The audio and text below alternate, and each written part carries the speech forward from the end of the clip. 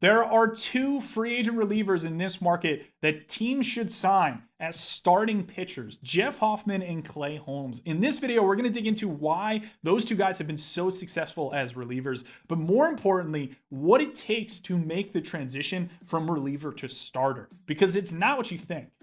Okay, I'm kind of cheating with Jeff Hoffman because he was a starter for the first 6 years of his career. The problem was Colorado, the worst organization in baseball from a pitching development standpoint that plays in the most hitter-friendly park in the league. That is not a great combination. The Cincinnati Reds scooped Hoffman to begin the 2021 season. They had him start a bit, realized it wasn't working, and moved him back to the pen in July of that year, and that is where he's been ever since. He had 2 mediocre years in Cincy, and then his breakout came in 2023 with Philadelphia. The Phillies, and for my money, the best pitching coach in baseball, Caleb Cotham, cut Hoffman's four-seam usage and pushed his slider usage way up from 24% to almost 50%. Now, the slider tweak was pretty sharp by Philly. This was an orientation adjustment, as you can see right here, from a traditional slider grip to more of a tracked two-seam grip, and the shape changed pretty dramatically. It lost some vertical break, which means it's dropping less, but it was also sweeping less as well. I have clearly buried the lead here, though. The velo on this pitch rose almost 7 miles per hour. That is astonishing. And this velo jump permeates the rest of his repertoire, with his fastball and his splitter both jumping by 3 miles per hour. So who better than Hoffman to explain how that massive of a velo jump happened? I got a lot less mechanical and a lot more athletic. You know, through the years, you had so many pitching coaches, right? And that kind of, for me, chained me down and didn't allow me to use what I feel like is my best tool, which is my athleticism and my, length and just my ability to move freely. Like the coil, my coil at the top of my leg lift, that was something that was kind of taken away from me early in my career because they thought it was hurting my ability to throw strikes, and in reality it hurt my stuff and everything else, and that allowed me to be easier to hit. And once I added that back in, I started throwing harder again, slider got a little sharper, and now I'm getting outs. Hoffman rewarded the Phillies with 3.5 Fangraphs WAR over the last 2 seasons. That's a top 5 reliever in baseball, right alongside some of the best leverage arms in the sport. This most recent season, he started throwing a sinker to righties, which ran about a 80% ground ball rate on a small sample of balls in play. Pretty exceptional. The average sinker ground ball rate is right around 55%. He's a 4-pitch guy with average command, which brings us to the 3 most basic starting points when trying to peg a reliever to starter conversion candidate. First, how deep is your mix? Second, what is your baseline level of command? And third, what's your velocity? I think he's nails versus left-handed hitters with his 4-seam split slider combination. Maybe there's some room for an early count curveball to steal strikes, which I always fall in love with every time I look at the swing rate of 0-0 curveballs across the league. If you really want to nitpick, I don't think it's impossible to break his current slider into a pair of pitches to protect against the familiarity of seeing his slider if he was to turn over lineups. For the command point, Fangraphs Location Plus has Hoffman as a 98, which is right around average for a pitcher. And we tend not to see this waver too much when a guy jumps from being a reliever to a starter. And lastly, for velocity, we won't assume Hoffman sits 96 to 97 as a starter. Most guys are going to drop slightly, some like Jordan Hicks pretty considerably. He dropped about 5 miles per hour in his conversion. Ronaldo Lopez, another conversion guy from last year, dropped just under 3 ticks. Since there was some legitimate mechanical adjustments with Hoffman to get him above 97, I think he may not have as dramatic of a fastball drop. So I'm going to say he hangs around 95 miles per hour. Now we're going to transition to the very obvious elephant in the room, health. Hoffman will begin his age 32 season in 2025. He hasn't eclipsed 100 innings since 2019. It's very obvious to just say, not going to happen. He's a multi-inning reliever at best and move on. But to me, that is a cop-out answer. If you're looking at the market and trying to capture value as a smaller market team, you're trying to take a shot on a guy that you could pay $10 to $12 million a year, convert into a starting pitcher, provide him some multi-year security, and see if you could create 20 million plus of value. And Hoffman fits that role really well. There's another pretty subtle element in this conversion equation for a pitcher that I don't think we're talking about enough, and it's the idea that not all velocity is created equal. Now, what I mean by that is that every pitcher who averages 95 miles per hour, for example, is maybe not putting the exact same amount of stress on their body. There is a relationship between average ball velocity and peak elbow torque. As velo goes up, so does torque. But the data points that create that curve vary. Some guys are below this curve or inside it, implying that they're taking on more torque to achieve their specific level of ball velocity.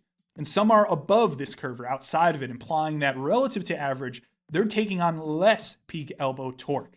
The theory here is that if you're a pitcher inside of that curve, it means that you're taking on more torque than the average pitcher to get to your level of ball velocity. And if we were to stretch you out, those torques might add up, and then all of a sudden your body will break down or elbow will break down quicker than other pitchers. And we won't be able to get you to 130 innings. But if you're a guy that is able to sit above that curve, right, and have decent ball velocity, but not actually take on as much torque as our other example here, then you may be a better candidate to be stretched out because we have a bit more confidence you might be able to withstand, say, 130 plus innings as a starting pitcher. That's something to consider in this equation. But the problem is I don't unfortunately know where Hoffman sits on a chart like this. And in reality, I don't actually know how many organizations do either. I've talked to some teams that are thinking about things like this in terms of conversion candidates. And to me, that's important and it's really productive. The orgs thinking about it are limited, however, by the function of Hawkeye, the system in ballparks that captures in-game biomechanical data.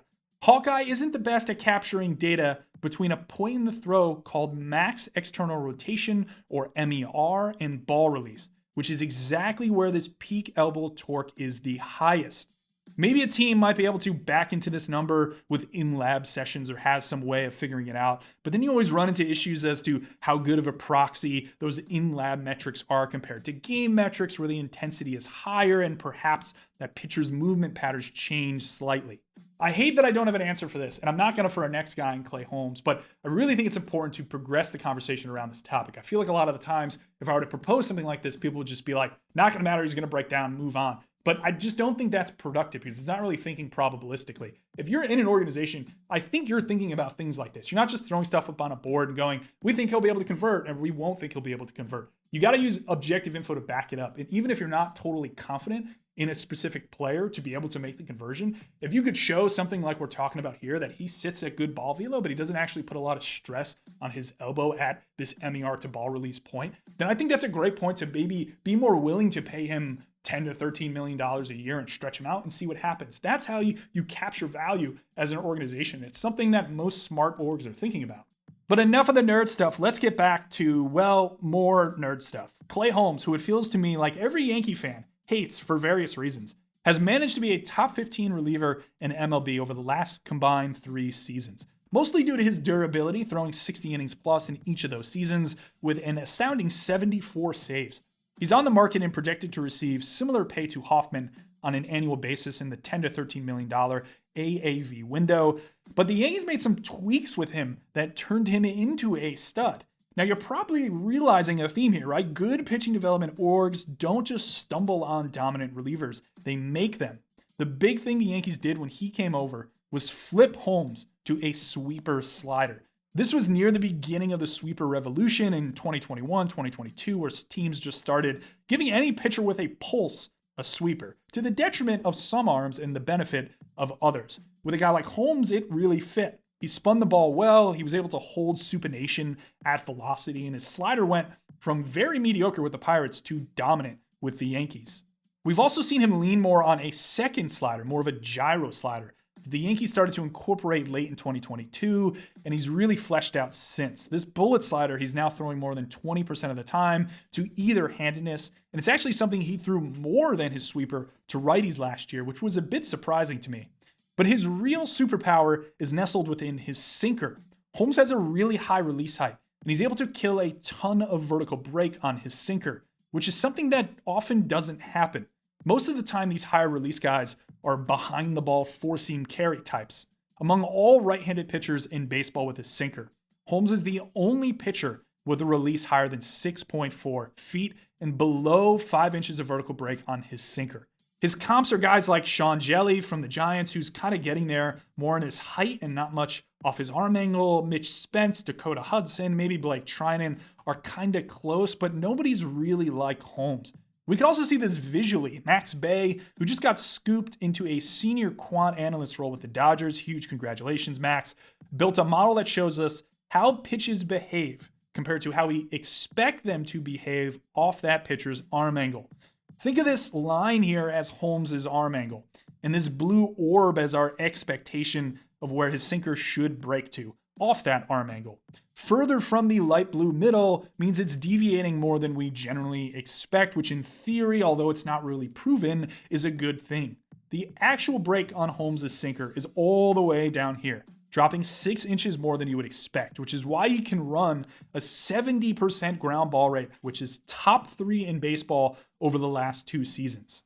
This is my long-winded way of saying that I really like Clay Holmes and I think he's unique, which maybe makes him a bit distinct in terms of bucking any familiarity problems he has if he was able to turn over lineups. If there was a development action with him, I think it's pretty obvious. He probably needs some kind of changeup. He was better most of the last couple of years versus right-handed hitters than left-handed hitters, particularly in the swing and miss department. So some kind of changeup split with the Yankees. I'm kind of surprised they didn't give him. Maybe he didn't really totally need it, but I think adding something like that into his mix could be really effective. I think his sinker is really good too, and because it has so much drop, he's not going to have problems versus left-handed hitters with it. I just like him as a starter, honestly. It might be crazy. I know Yankee fans are like, there's no chance we would ever start him, but you could play around with it and maybe get some really good results.